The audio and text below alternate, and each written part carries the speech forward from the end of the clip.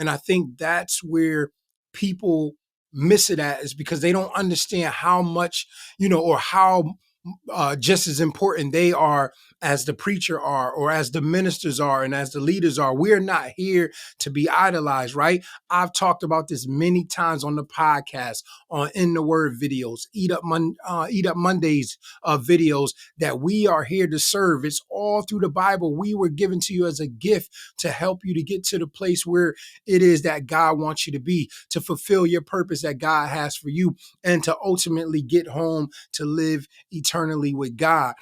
Hey, what's going on, family? Welcome back to the podcast. I pray that you guys are all doing well. Listen, this week on the podcast, I want to go back and address a person that I talked about a couple of years ago. I believe it was actually in July 2022. I had talked about a pastor from New York who had got robbed live during church service. Now, at the time when this happened, and I addressed it and I talked about it, I don't even think that I mentioned this person's name on the podcast, because I was really more focused on the events that happened. How somebody could just come up in the church during a service and rob the pastor, have guns pulled, everybody in the church frightened. And that was really more of my focus at the time, because at the time, a lot of stuff like that was happening.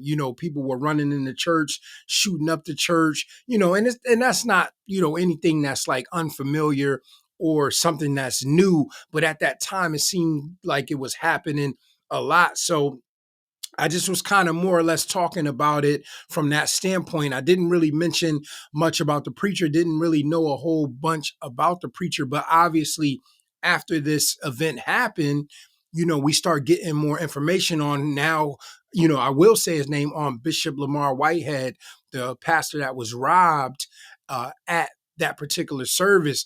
And after this happened, we start hearing about possibly him defrauding people, taking advantage of people. And obviously, when you watch the service and you start to hear about the stories of how much jewelry he was wearing, you kind of see what attracted these individuals into the church. And that still doesn't mean that what they did was right, because remember, there still were people there that, were coming for service, was coming for, possibly the right reasons. And because of this individual's lifestyle or the things that he had, it attracted these individuals into the service, and it kind of put their lives in danger. And not to say that if he didn't have that jewelry on, or if he wasn't driving all of those different cars that he was driving, that these individuals wouldn't have ran in there. But more than likely, this is the reason why, because of his flashy lifestyle. And I wanted to talk a little bit about him today in that situation, because we see now a couple weeks ago that he was convicted of 2 counts of wire fraud, 1 count of attempted wire fraud, and 1 count of attempted extortion. So the rumors that was coming out at that time have come out to be true. Now, I didn't follow a whole lot behind this guy, but I did, after he got robbed, did watch a couple of his videos, and definitely, he was, being very flamboyant, showing off his different possessions. And he even was threatening to fight other individuals that had something to say about the robbery. And then, he also, I watched a video where he was on with some other, I guess, preachers, and man, he cussed his lady out and talked all crazy about her. And so from just those events after he had got robbed, to me, for many people, that should have been a red flag, right? To me, those people that were in his congregation, that should have been a red flag. Like, listen, this may not be the person that we want. Not may not. This isn't the person that we want to follow, because first of all, they're running up in the church, they're robbing him, they got us at gunpoint. Now we see the videos, and some of them probably already knew he was doing these things and talking crazy. But this is the type of stuff that I'm constantly talking about when it comes to idolizing, people that are calling themselves pastors and ministers. Like, you got to be real careful with those types of things. And a lot of times people idolize these people because of the lifestyles that they're living, because of the things that they have, because they're promising you that if you keep following them and listen to what they say, that you can have these things too. And that a lot of times is where the problem comes in. And that's why I can't wait to talk about 1 Corinthians 12. We're going to be doing that on the YouTube channel. And it's going to talk about spiritual gifts. And Paul's going to talk about how we are all members of the body and why we all are important. And I think that's where people miss it at, is because they don't understand how much, or how just as important they are as the preacher are, or as the ministers are, and as the leaders are. We're not here to be idolized, right?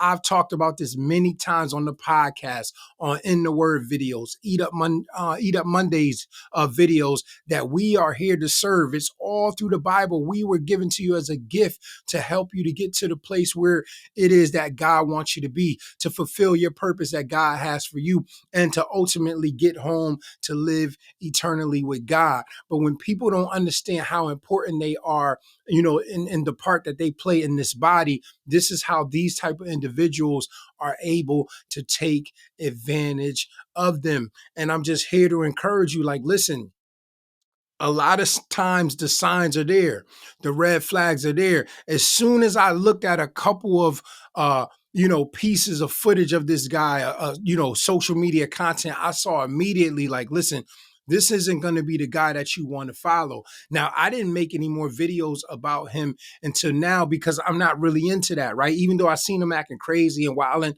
I didn't feel compelled to go, or to come back and make a video about all he was doing and this and that, because that's not really what I do here on the channel. But the reason why I'm addressing this now and talking about it again is because I talked about the original robbery, and I felt that it only be right that I highlight some of these things that we saw with this individual now, especially being that he was convicted. Like, those red flags are there, guys. These things are happening because God is allowing you to see them, to say, listen, something's not right here. Remember, not too long ago, I did a video on this channel and on the podcast where I talked about, listen, some of you are going to be held accountable for being deceived, right? Because God will give you red flags. He will show you signs. And if you stick and stay in these places, you're going to have some accountability as well. Yes, that individual is going to be held accountable. We see that with this guy, Lamar Whitehead, now, right? We see that happening now.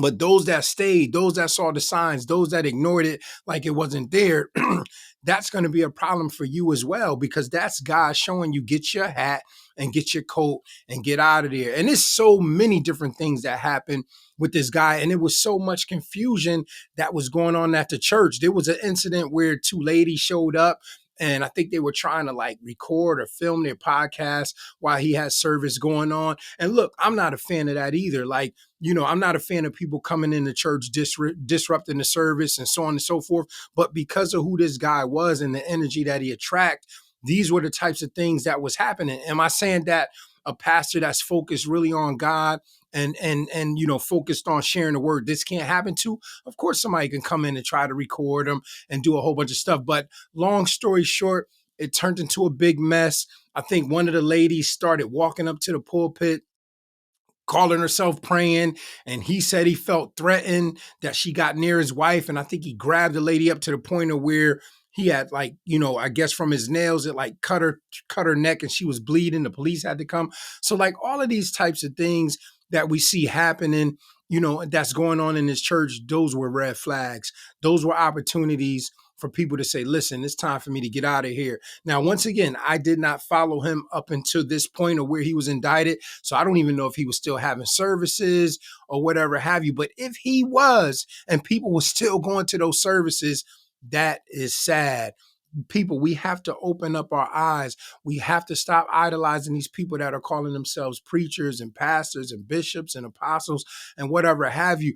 If they're not giving you the word, if everything is about them, if everything is about stuff, we're constantly telling you on this channel that that's not what it's about. Is stuff bad in itself? Is money bad in itself? Absolutely not. The Bible is very clear. The love of money, right, is the root of all kinds of evil. That word love there means the worship of it when you put it in the place of God. We need money to pay our bills. We need money to bless other people. So money isn't the issue in itself. Money isn't bad in itself. If you sat tons of money here on this table. It's not going to bother anybody. It'll sit there for years, right? But it's the people that will start lusting after it and wanting it that will start to come up with schemes and plans on how to get that from you or whoever else is around, right? That's where the problem comes in. So it's not the money itself. So I'm not speaking against having or doing for yourself business, none of that. But what I am saying is, when we come into places of worship, when we come into the house of prayer and the word isn't the main focus, the word isn't what we're focused on, that we're talking about stuff and all of these, everything else but Jesus, then that is a problem. But I wanted to just share with you guys, like, listen, the flags a lot of times are there, right? This isn't even about Lamar Whitehead, right? The seeds he planted, that's what he reaped, right? Look, he was robbing people, taking advantage of people. Somebody physically runs into church and rob them. And at the time, I also talked about how some people thought it was a possibility that this robbery was fake. Like this, how much this guy, people that knew him, didn't trust him. But it ended up being real because if I'm not mistaken, some of these individuals have been arrested and I think even convicted. So it was a real robbery. But this is how much they didn't trust this guy. Like those that knew him, I didn't know anything about this guy, but evidently a lot of people did. So I just wanted to encourage you guys, listen, follow behind everyone, including myself, with the word. Make sure when we're talking to you, we're talking to you from a biblical standpoint, right? We're talking to you from the words of the Lord, because if not, you're going to be taken advantage of. If not, you're going to follow behind people that can possibly get you hurt, possibly get you killed, either physically or spiritually. We saw it with Jim Jones. Listen, we could have saw it with Lamar Whitehead, right? What if these guys started, what if these guys got crazy in there and just started shooting people? We just don't know. And this is why you have to be careful with who you follow. So I just wanted to encourage you guys, pay attention to the red flags.